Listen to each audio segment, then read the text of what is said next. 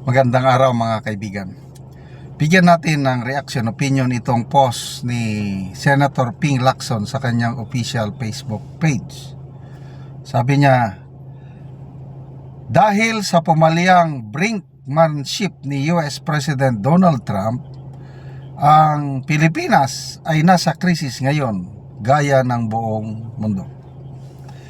Sa post niya sa X, ito ang nailagay. The Philippines is in a crisis along with the rest of the world because President Trump's brinkmanship did not work. In fact, it has boomerang. He should be held to account by the whole world, including his own country, the United States of America. Okay? So, maganda naman. Ito ang dapat style ng mga leaders natin, yung may independent foreign policy. Na kung ano ang nakikitang kamalian, yun ang babatikusin mo. At least may balls. Ang Pangulong Marcos, kaya ba niyang sabihin yan? Senator Soto, kaya ba niyang sabihin? Sige nga. Kaya, kung galit tayo kay Senator Lacson dahil sa Blue Ribbon Committee, okay lang yun. Ibang bagay naman ito. Kasi ako, agree ako kung hindi dahil sa, kung sa Bisaya pa, pataka-taka. Kala ni Trump siguro, madali lang niyang palambutin ang Iran, kailang nagkakamali siya. Akala nila siguro after 1 or 2 weeks tapos na, surrender ng Iran. At although meron akong nabasang tweet ba o post allegedly kay Trump, sabi niya nagiging productive daw ang usapan nila with Tehran in the last few days. Sana naman totoo. Kasi kung hindi nila dalhin ito sa diplomacy yung usapan para ma-resolve, nako, magtatagal pa ito. Kung patigasan ng ulo, baka abutin pa ito, estimate ko lang pinakamababa 6 months to 1 year pagpatigasan ng ulo. Kasi ang Iran, nakita ko, survival ang kanila. Biruin mo yan, namatayan sila ng leader, 3 leaders kagad. Bahala na. Para bang naligo naman lang ako, nabasa, ganun lang. Ang advantage ngayon sa nakikita ko, ang Iran, dahil nga sa yung siya ang nagkukontrol yung Strait of Hormuz, yung daanan ng langis.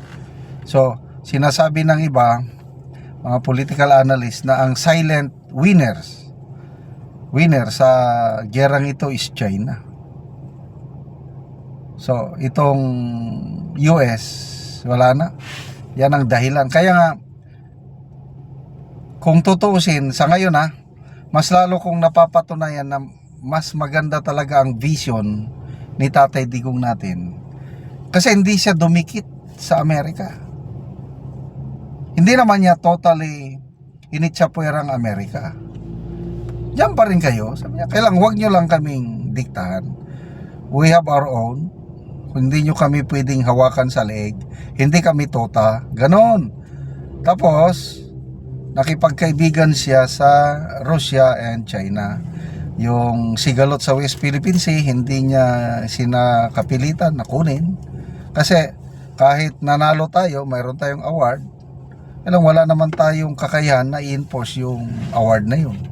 So, pinaka-the best yung ginawa ni Tatay Digong natin na kinaibigan niya ang China. And as a result, ang dami nating walang masyadong tension, nakakapangisda yung ating mga fishermen sa Baho de Masinloc ba or Scarborough Shoal. Tuloy-tuloy ang exports natin ng mga produkto nating agricultural products sa China. Dapat ganon. Itong ating administrasyon ngayon, masyadong, ito pa, yung foreign policy. Habang nagigera, ayun, pinag-uusapan din yung ammunition manufacturing plant ng US na itatayo sa Pilipinas. Ayun na, mas lalo silang nagkakasundo at itutuloy ng US, at ang Pilipinas naman payag na payag, paningin ng Pangulo, para daw yon dagdag seguridad ng ating bansa pag merong ammunition manufacturing plant ng US dito. Hindi ko maiisip. To me, it's more of a magnet ng atake ng kalaban. Kahit yung US Typhoon missiles na nandito, instead na makatulong sa atin ng depensa, lalo tayong pag-iinitan ng kalaban ng Amerika. Kaya salamat, Senator Ping Lacson. Agree ako sa sinasabi mo na ang punot dulo sa krisis natin ngayon at sa buong mundo, walang iba kundi itong US. Pasa lang tayo sa mga comments. Neil Gikaw, buti namin mong may krisis na sa bansa, Mr. Lacson. Si BBM at Anticlair normal pa daw Tama.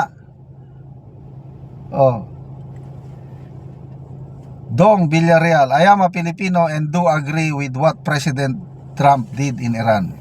If the Philippines will be in great danger wala na ito. Joaquin Alinganga, when America fights, expect criticisms even from its allies. Lau Yao, Trump should supply affected countries with oil. Yan ang maganda, but I don't believe so. Sabi ni Marvin, flood control muna kung ano-ano, isinasantabi na daw, huwag mong ilihis. So, hanggang kailan ka ito? God save the Philippines. Yun na lang ang pinaka-the best nating sandigan. Ang Diyos na lang ang bahala sa atin. Salamat mga kaibigan sa inyong pagsubaybay sa ating channel. Nakakatulong kayo ng malaki sa tribong Talandig ng Bukidnon dahil ang income natin sa channel na ito is pantulong sa tribo. Namimigay tayo ng libreng yero at pako para makapagpatayo naman sila ng mas maayos na tirahan. Panoorin nyo ang video na ito. Karon mo na nag-atop sa natagaan na mong gero. So mag-atop na din siya karon.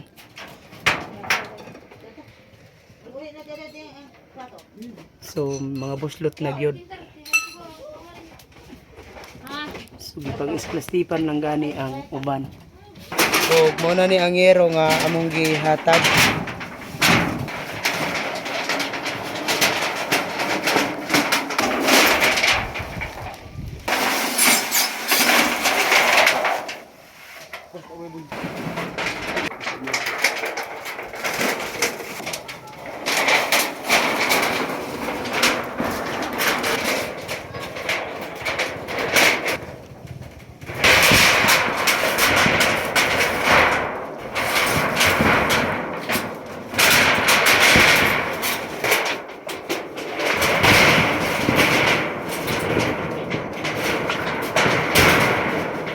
O karon humanagid sa pag-atop ang among ginahatag nga yero.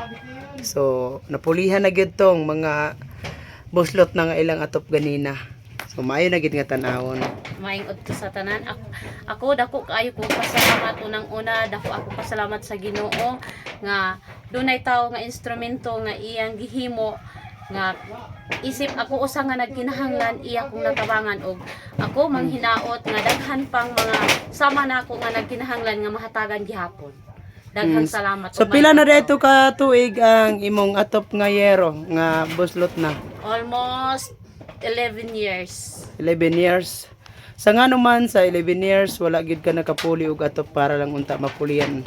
Tungod sa kalisod nga ang pagkaon ra gyud mo'y among afford nga mo'y among masiguro gyud nga bisan og nagkabuslot ng ang among atop na dili gyud na mo mapulihan tungod kay pagkaon man gyud ang among ma-priority. So salamat kaayo.